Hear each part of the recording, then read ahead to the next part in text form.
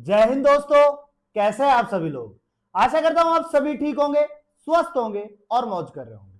मैं अंकित एक बार फिर से आपके अपने YouTube चैनल वासुदेव एजुकेशन में आपका स्वागत करता हूं।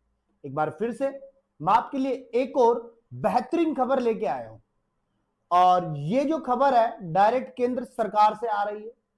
केंद्र सरकार ने एक और फैसला लिया है कि देश में 75,000 न्यू एमबीबीएस की सीट या मैं कहूं न्यू मेडिकल सीटों का अलॉटमेंट करेगी।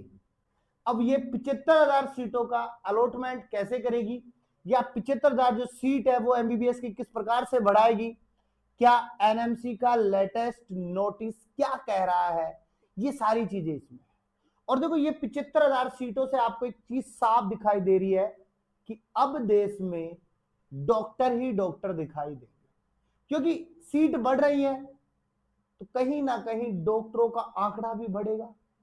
और जहां पहले पेरेंट्स 50% सोचते थे कि मैं मेरे बच्चे को डॉक्टर बनाऊं, अब वही आंकड़ा 80-90 में पहुंचेगा। और मैं मानूं तो 100 के 100 लोग ये सोचेंगे कि हाँ मेरा बेटा डॉक्टर बनना चाहिए, अभी भी सोचते हैं, लेकिन अब कंफर्म वेरीफाई करके चलेंगे हमारे बेटे को डॉक्टर बनना चाहिए। लेकिन ट्विस्ट हर वीडियो में होता है, यहां क्या ट्विस्ट होगा इसकी हम बात करेंगे कि गवर्नमेंट ऐसा क्यों सोच रही है, इसकी हम बात करेंगे। एनएमसी के लेटेस्ट नोटिस के अंदर ये 75,000 सीटों को किस प्रकार से कन्वर्ट किया जाएगा, क्या इनको बेहतरीन शिक्षा मिल पाएगी, क्या इनको कॉलेज प्राइवेट मिलेगी या गवर्नमेंट मिलेगी, उसकी बात करेंगे। इनको पढ़ाने के लिए जो शिक्षक हैं उनको किस प्रकार से मॉडिफाई किया जाएगा और कौन से शिक्षक इनको पढ़ा सकेंगे, क्या इतने शिक्षक आ पाएंगे जो इन 75,000 न्यू सीट्स को पढ़ा पाएंगे, क्या फिलहाल प्रेजेंट में जो सीटें अवेलेबल है वहां पर जो शिक्षक है उनकी पूर्ति हो पा रही है या नहीं। इन सब का जिक्र मैं इस वीडियो के अंदर आपको देने वाला हूं। और एक बात और, अगर आप चैनल पर नए हैं तो चैनल को सब्सक्राइब करें, बेल आइकन को दबाएं, जिससे वीडियो का नोटिफिकेशन आपके पास में जल्द से जल्द आ जाए। तो शुरू करते हैं आज की वीडियो, जहां पर हमारे पास में केंद्र सरकार ने 75,000 मेडिकल सीट, कितनी सीट, 75,000, 75,000 मेडिकल सीट नई लाने का वादा किया है। और यह हाल में फिलहाल जून 2025 में जेपी नड्डा जी ने किया है।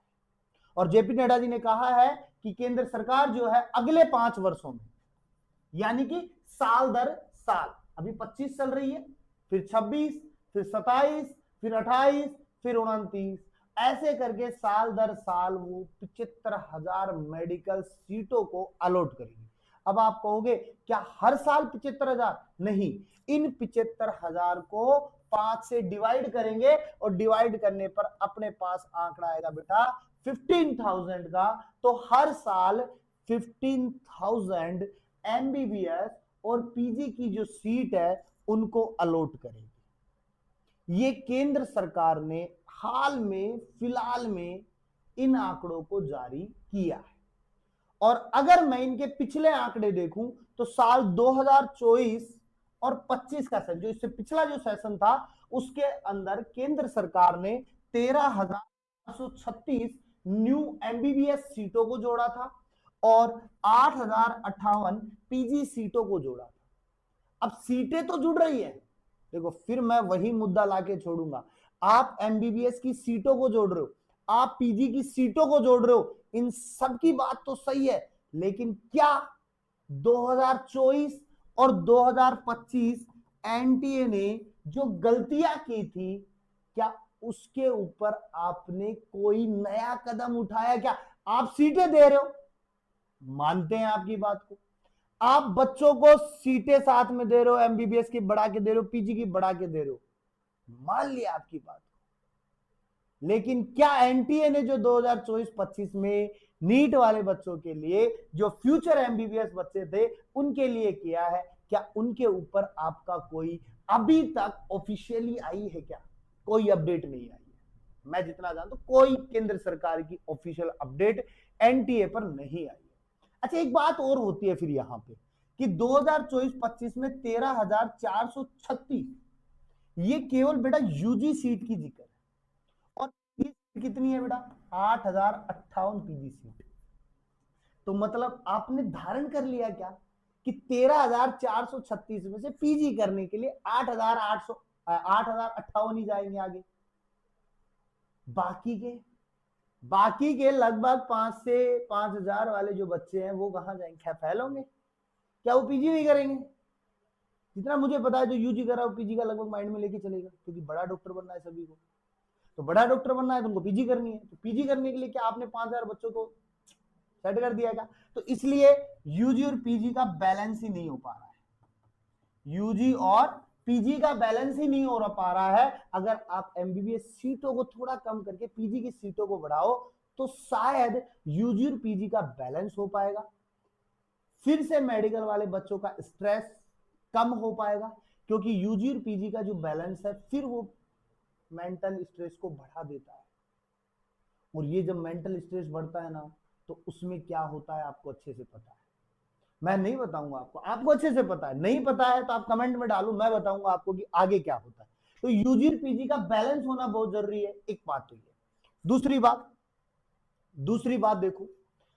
बात देखो कि एनएमसी जो है, ये जो सीटें बढ़ाई जाती है वो नेशनल मेडिकल कमीशन के द्वारा बढ़ाई जाती है या एनएमसी के द्वारा बढ़ाई जाती है।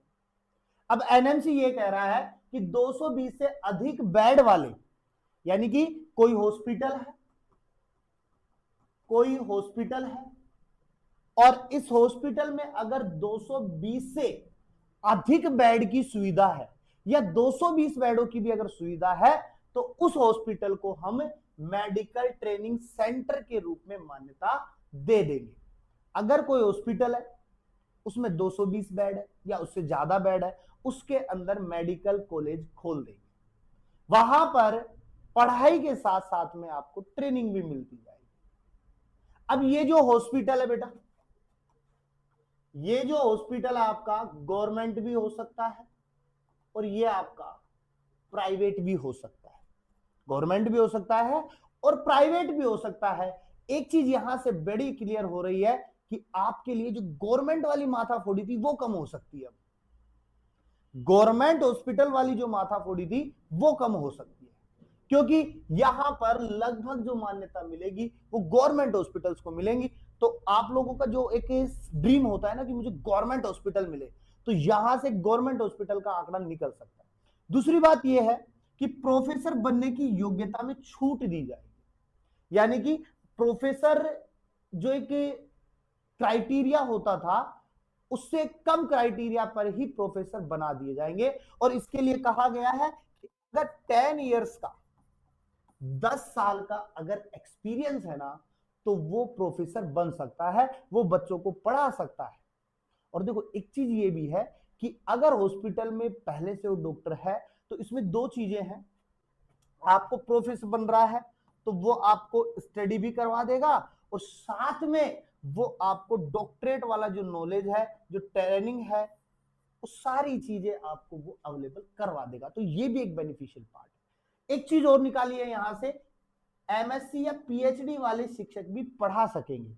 जो पीएचडी कर रखे हैं, जो एमएससी कर रखे हैं, वो शिक्षक भी यहां पर पढ़ा सकेंगे। समझ रहे हो बात को? तो ये एनएमसी का अपने पास में लेटेस्ट अपडेट आया है। क्या है बेटा? लेटेस्ट अपडेट आया है।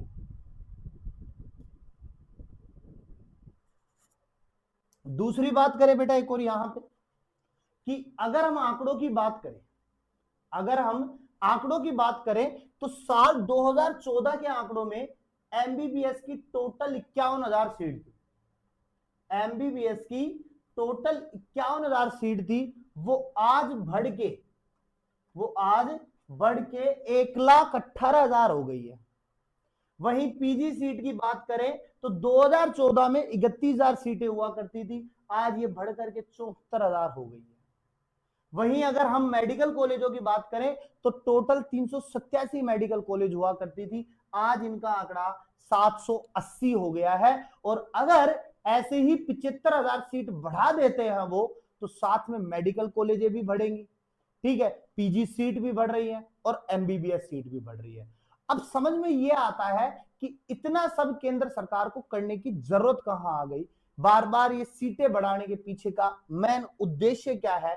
तो देखो, केंद्र सरकार का पहला मेन उद्देश्य ये है कि हर साल, अगर आंकड़ों की बात करें तो हर साल 25,000 जो छात्र हैं वो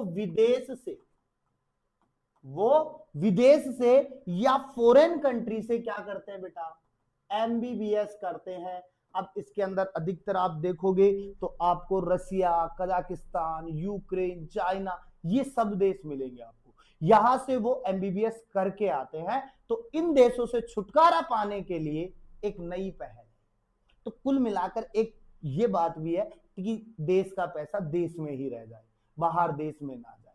तो गवर्नमेंट का ये भी, और देखो अच्छी बात भी है, घर का पैसा घर में रहे तो काम आएगा, ठीक है ना। दूसरी सबसे बड़ी बात, अब ये तो बात ही गवर्नमेंट की, अब बात ये आती है कि यहां मेन चुनौती क्या आती है। अब अगर ये 75,000 सीटें इंक्रीज होती है तो सबसे बड़ी प्रॉब्लम जो है वो क्या है बेटा? सबसे बड़ी प्रॉब्लम है शिक्षा। दूसरी सबसे बड़ी प्रॉब्लम है मेडिकल कॉलेज, कि अगर हम 220 वाले बेड की बात करें तो वहां का इंफ्रास्ट्रक्चर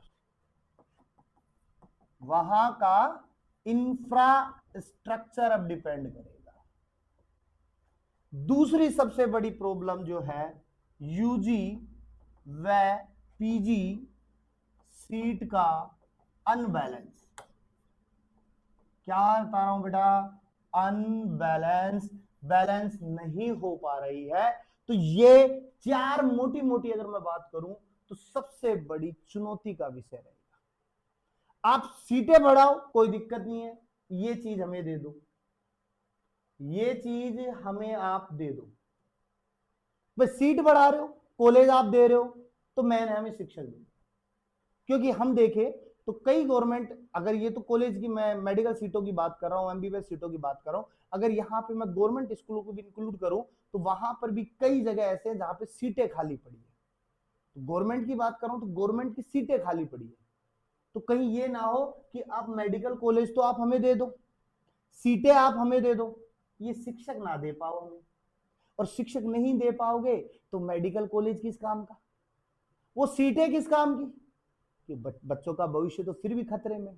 चलो मान लेते हैं आपने हमें शिक्षक भी दे दिया, आपने हमें कॉलेज भी दे दी, आप हमें फिर ये भी दे दो, एक इंफ्रास्ट्रक्चर बढ़िया सा बना के दे दो जिससे बच्चे अच्छे से और सुविधाओं से पढ़ सके, नॉलेज के साथ में पढ़ सके। तो ये चुनौतियां अगर एक्सेप्टेड होती है, केंद्र सरकार इन पे काम कर सकती है, तो सीटें बखूबी बढ़ाए, बच्चे खुद रेडी हैं, क्योंकि एमबीबीएस तो उन्हें करना है, ड्रीम होता है सबका। समझ रहे हो बात को? तो ऐसी ही लेटेस्ट अपडेट पाने के लिए आपको वासुदेवा एजुकेशन को सब्सक्राइब कर दीजिए, बेल आइकन को दबा दीजिए, जिससे वीडियो का नोटिफिकेशन जल्द से जल्द आ जाए, और बने रहिए आप हमारे साथ में। और हमेशा की तरह मुस्कुराते रहिए जीवन में, मुस्कुराना जीवन का अमूल्य बल है।